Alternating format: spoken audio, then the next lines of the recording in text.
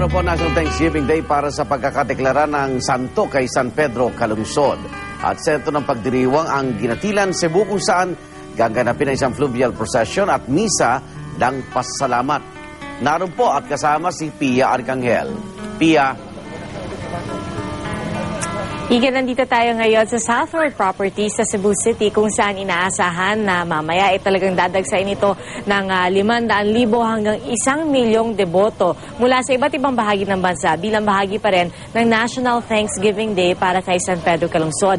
Kaya naman ngayong umaga pa lang ay puspusa na ang paghahanda ng mga pulis at ang paghihigpit sa seguridad at 5,000 pulis ang inaasang ipapakalat dito sa kabuuan ng paligid ng Southward Properties o SRP at kanya-kanya rin silang pagbabantay. Meron mga naka-setup na CCTV camera.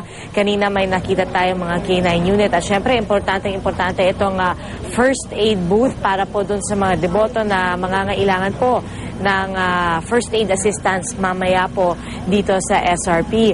At gaya nga po ng sinabi rin ng polis ay bukod po sa puwersa nila ay may mga taga AFP at Philippine Coast Guard na mag-iigting rin ng seguridad dito para sa National Thanksgiving Day para kay San Pedro Calungsod sa Cebu. At igan mamaya pang 1:00 ng hapon ang inaasahang pagdagsa o pagpunta ng mga deboto dito sa mismong kinatatayuan natin. Magmumula sila sa North at South Parishes. Sa may Fishport po yan, foot procession ang isasagawa dahil ang imahen ni San Pedro Calungsod ay sasalubungin nila dito at manggagaling sa Mandaue City ang imahen ni San Pedro. At inaasahan na 2:00 ng hapon dadating siya sa One Wharf at pagkatapos ay isasakay ang imahe o replika ng imahe ang imahe mismo sa replika ng galyon na San Diego. At ito yung galyon na sinakyan noon ni San Pedro Calungsod, San Vitores at iba pang mga Jesuita nung pumunta sila sa Guam para maging misyonaryo noong 16th century. Kaya 4:30 p.m.